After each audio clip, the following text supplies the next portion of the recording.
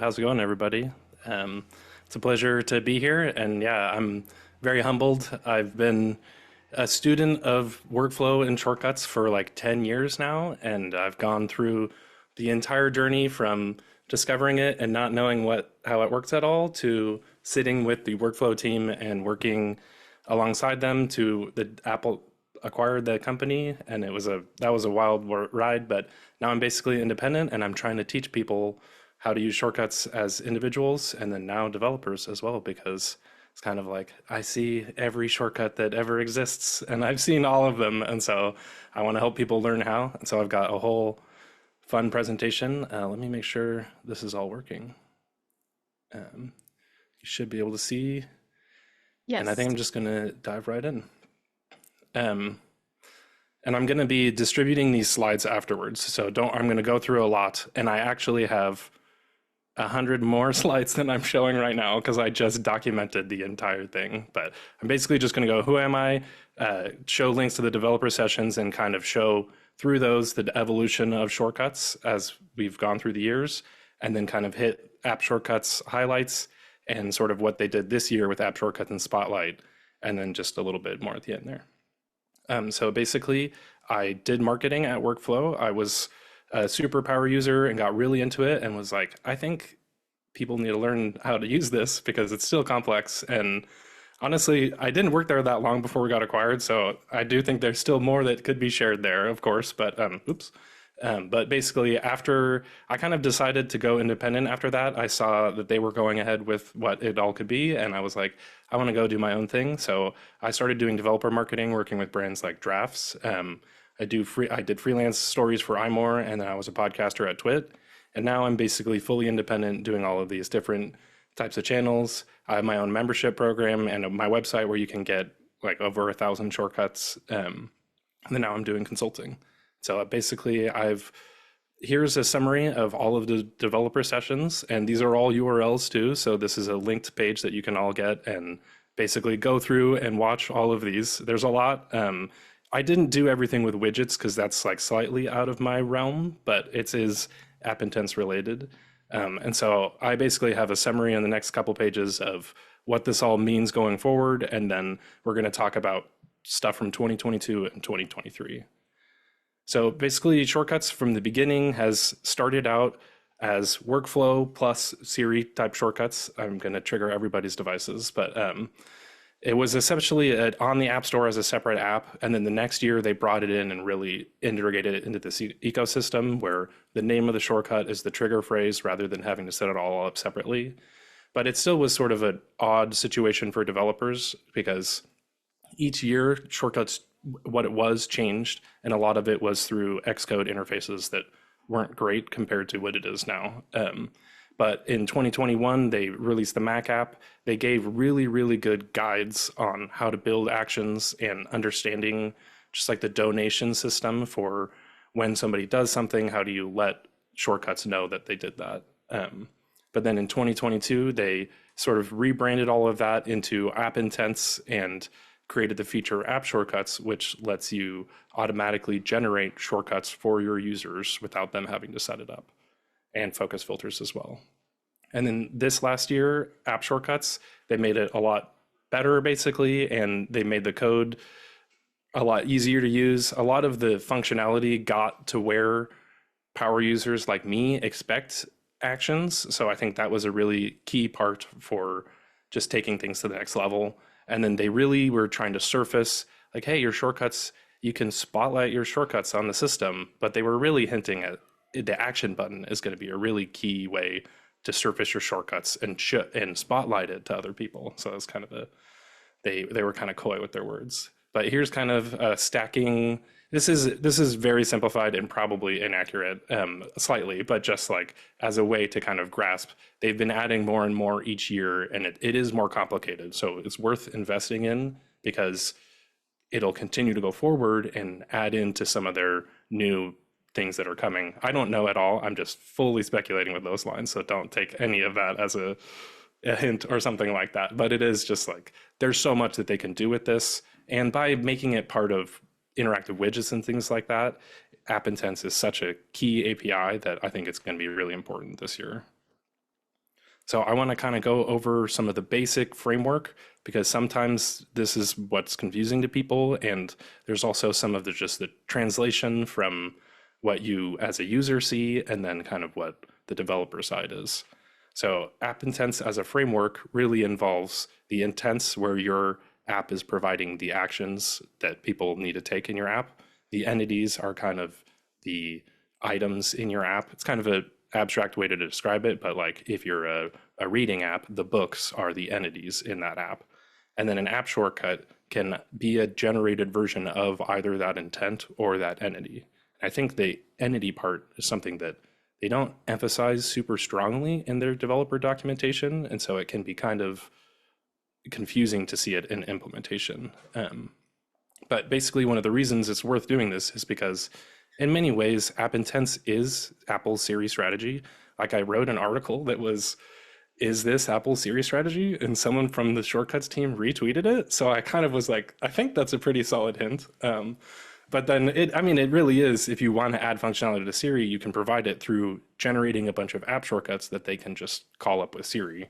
It's a little bit of an odd situation compared to something like Google's thing where it's a lot more open-ended, but Apple kind of has their own unique way of doing it. And then focus filters and spot and shortcuts as well. Just by integrating with Siri, now you are a power user tool as well, and your users can do so much more and integrate into the ecosystem of all of their different devices that they have. And this slide, they had this big question mark that was like, oh, they were hinting at the Apple Vision Pro here. Not entirely, but it is like shortcuts worked on Vision Pro as a non-native app, but still day one. So that's definitely, if your app supported app shortcuts, you could have a Siri experience on the Vision Pro without having to do anything.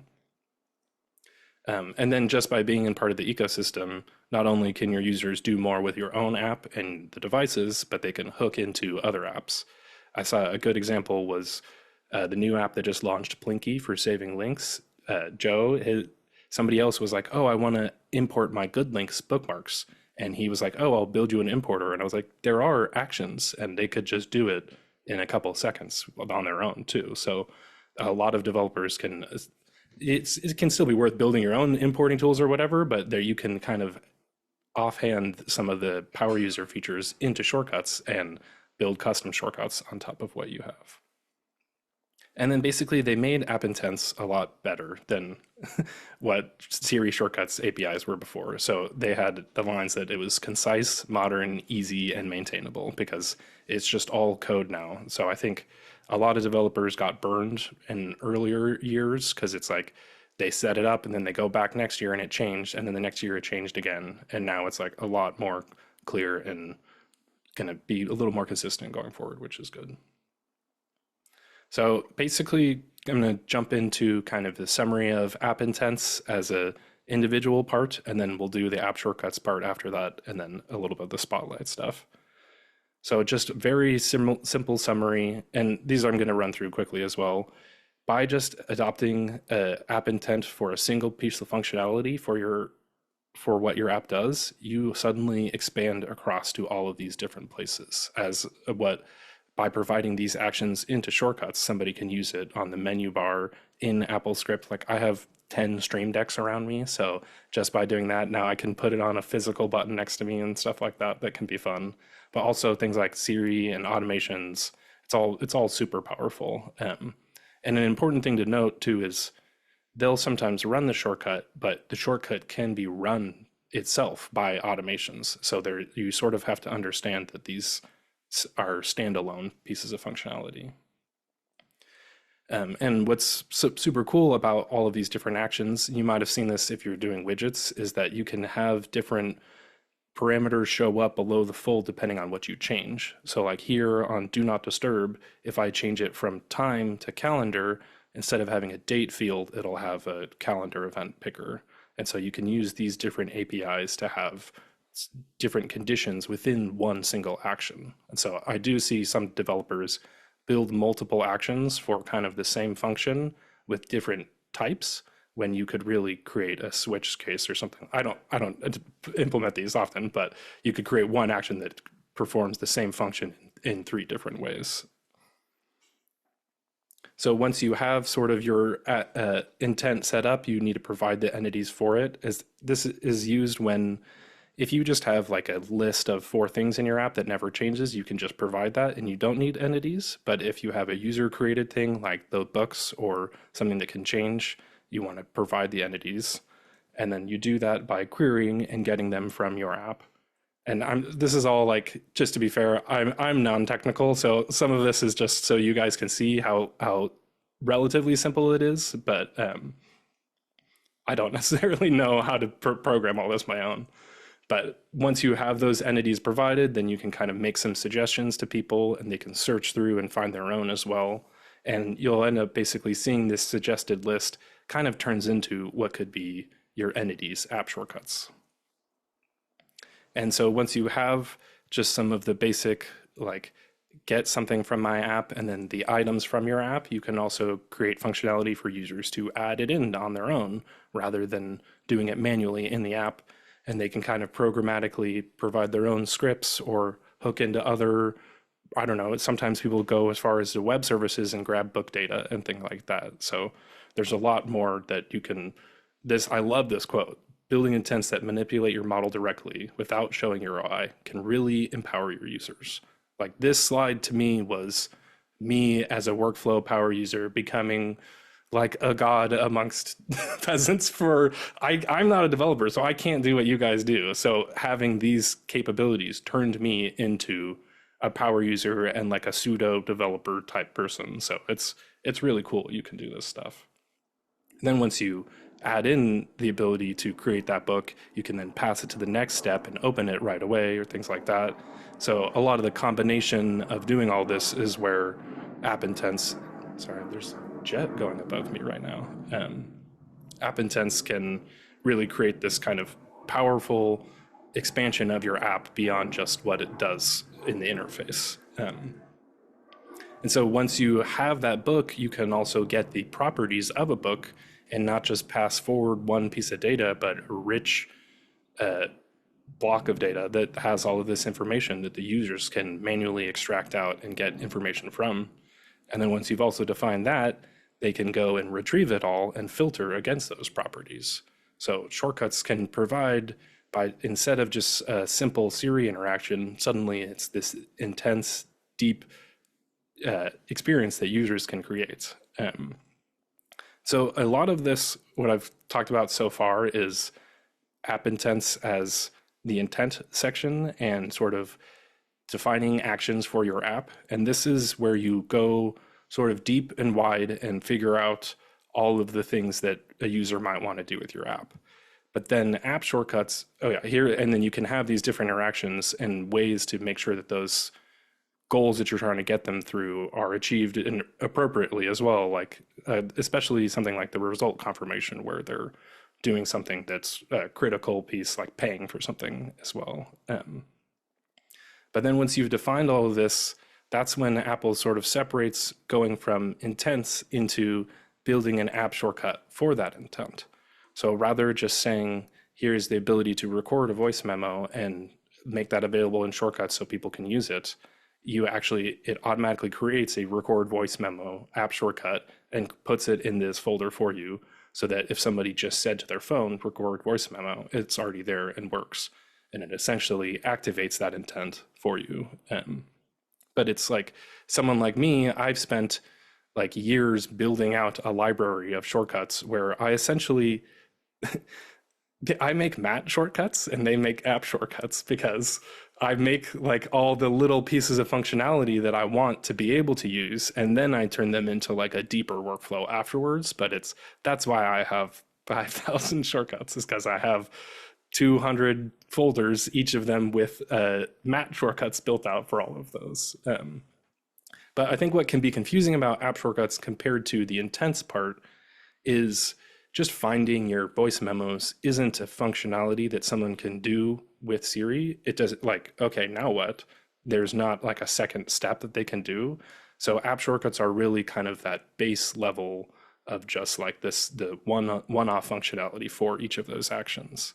But I think this is a little bit complicated, but where they went with the entities is rather than me as a user finding and retrieving and opening an entity. They can just show all the entities to the system and already have them available as app shortcuts as well. But I'll get into that in a second. So part of designing app shortcuts that's really important too, and I think something that a lot of developers can miss out on some of the opportunity with shortcuts, is dynamic parameters. Because not only can you say start a meditation, but you can provide all of those different options and then create iterative or generative app shortcuts for each of those. So like by default, just by having one start meditation thing, it can provide 10 different versions of that same shortcut that are each of those different types of meditations. So I think that's one key takeaway, is look into dynamic parameters to expand your functionality of your single app shortcuts, because that can go a lot farther. And then when you're triggering app shortcuts, you can also do different visuals and custom snippets, and then also activate live activities as well. So there is this whole experience where they search for something within your app and click the live activity and have a full, complete experience with your app without ever actually opening it, just by using it through the live activity. So that's another cool opportunity with shortcuts. And then too, with app shortcuts, you want to make sure that your different levels of device dialogue make sense for the different situations, because when they're running it from AirPods, they won't see any UI at all. When they're on the phone, they'll usually see both, or Siri will speak it out. And then on the watch, it's usually just the UI alone. So that's also worth paying attention to and kind of testing and hearing it for yourself.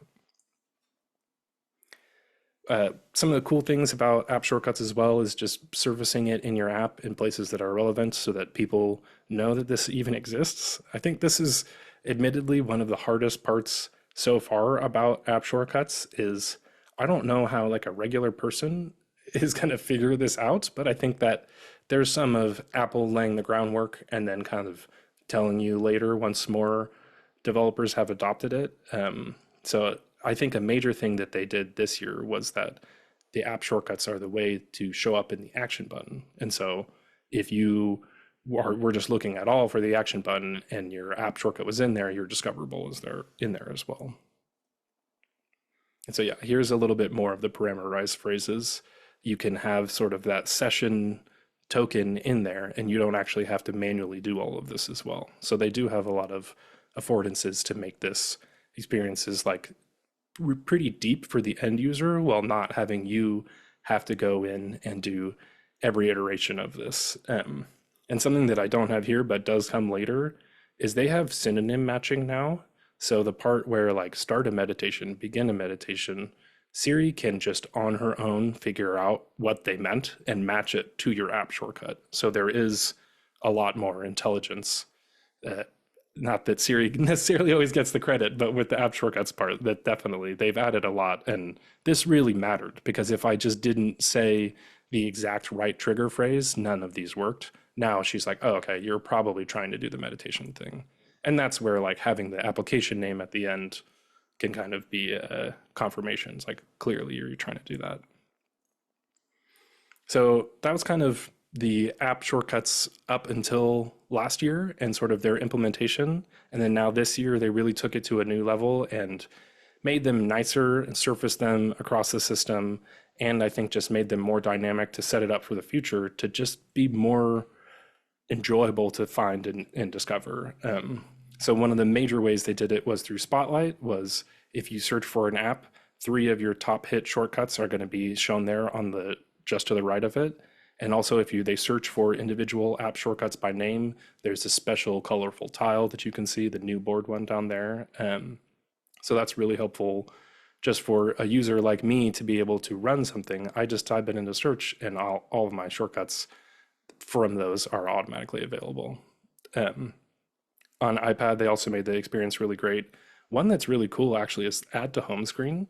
You can use those custom symbols from all of your app shortcuts and it'll add directly to the home screen.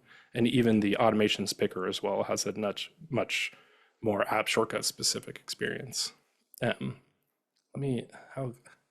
got like a couple more slides, so I'm going to run through it fairly quickly. But Apple this year again emphasized why should you do app shortcuts, and this line of raise the visibility of your app throughout the system was all a very large hint at the action button and this picker that we got that is entirely built around app intents and app shortcuts.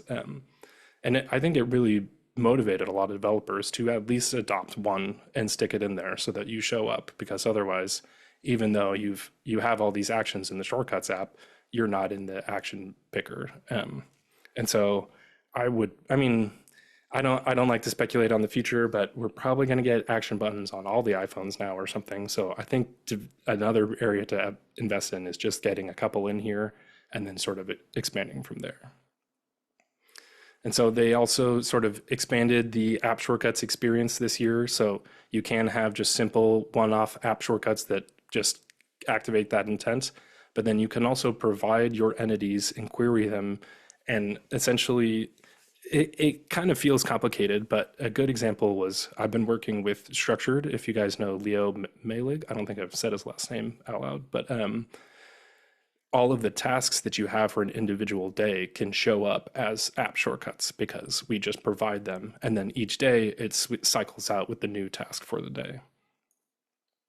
So here's a good example of in their list demo app that they have, you can both summarize the lists, but then it shows automatic shortcuts for the camping list and the groceries list automatically. And so like, rather than me just having to go in and pick all this stuff, I can get right to the end goal of that app too through Siri.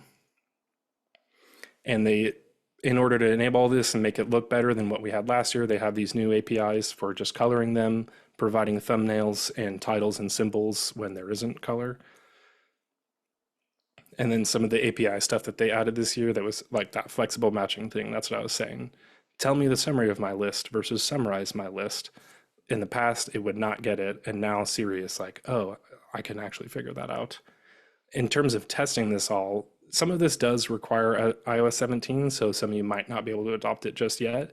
But being able to see the app shortcuts preview and all of the versions that are generated right away, and then also test the string catalog format lets you do localization, and this seems like a killer feature once you can actually adopt it. And so there are some limitations, and I love to call this the card pointer slide because Emmanuel is a power user like me, I'd say, and provided all 5,000 places that you can get your credit card points to shortcuts, and it essentially overloaded Siri.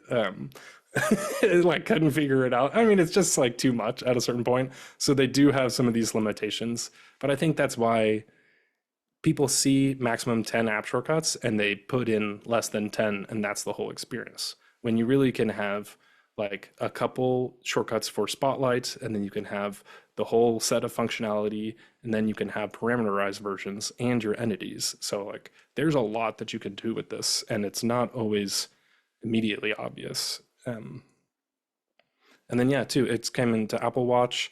These all work on HomePod as well. You do need to have the phone nearby it basically just tells the phone to run it. But for people as an end user, it's really, they need to do a lot of education that this stuff is across all these devices and already ready to go, because I think like you'll provide it. And then, I mean, it is something too, you can just tell your users, it's like, hey, this just works on HomePod. And I know I used to do developer marketing content stuff, like just randomly one day you're like, hey, by the way, our shortcuts work on HomePod. Like there you go. There's just a little piece there.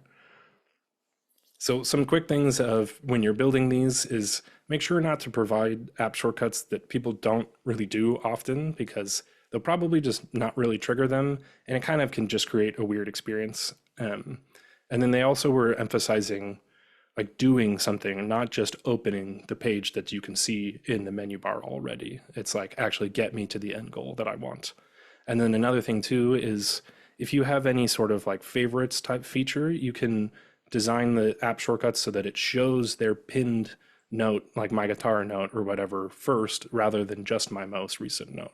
So you can kind of let the user have a little bit there. I hope they expand that in the future, because as the users can kind of interact with that app shortcuts experience, I think like I can push it further, but we'll see. We'll have to do another session.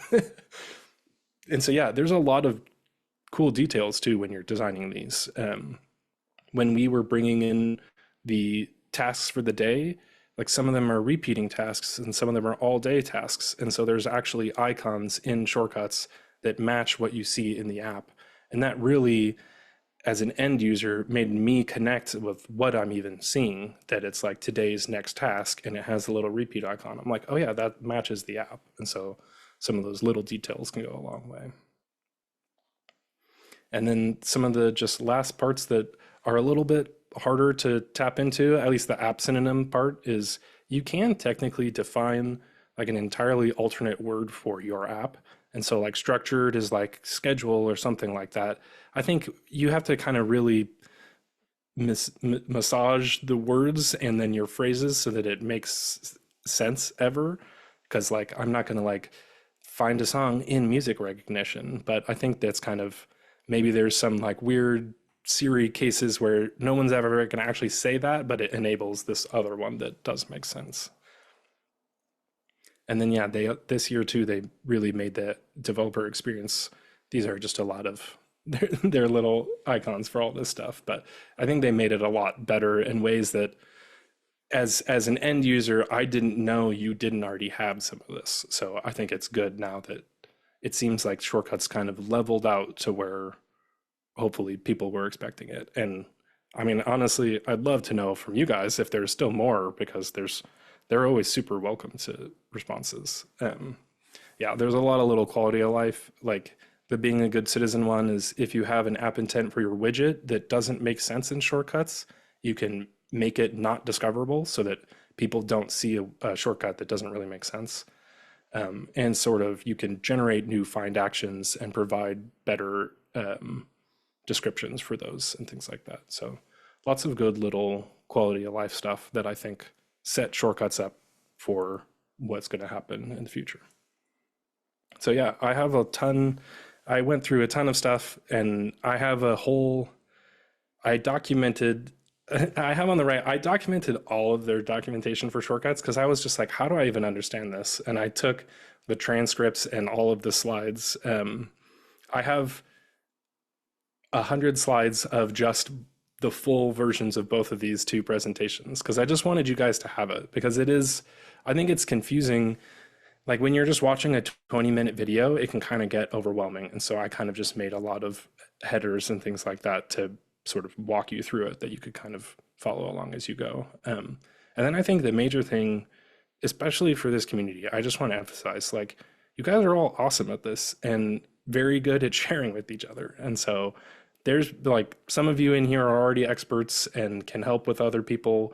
I think just being like, hey, what is this, is like, we got to get more of the issues out online and blogged about, or the good experiences blogged about as well. And then just filing feedback, posting it online, sharing it to the shortcuts team on Mastodon. They're usually pretty open, especially right after WWDC. And I think they're pretty motivated for the developer stuff in particular. Like I'm always out there complaining about how some parts of the app are slow when I have all 5,000 of my shortcuts running. And they're like, all right, that's Matthew's issue, but the developers, you guys all have a lot to work with. And so there's a ton.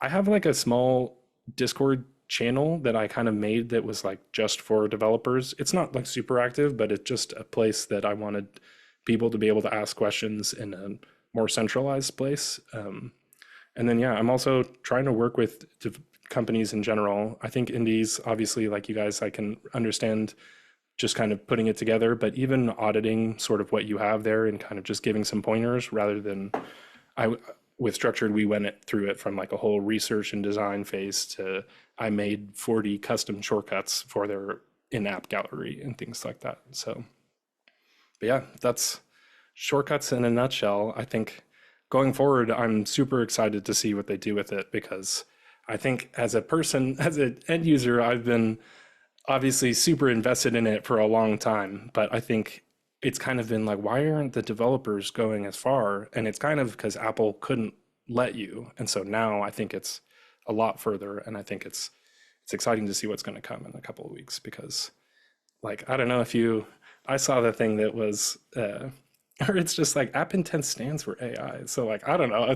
I think it to me, it's like, how do you tell the system what you can do and how often they do it? Like no other, I don't know, I don't want to speculate too much, but that stuff is super exciting. And so I think if you already have all this done, and it usually, from what I've heard, it takes a lot of thought, but not as much time. And so I think that's what can kind of be difficult is like you have to wrap your head around it.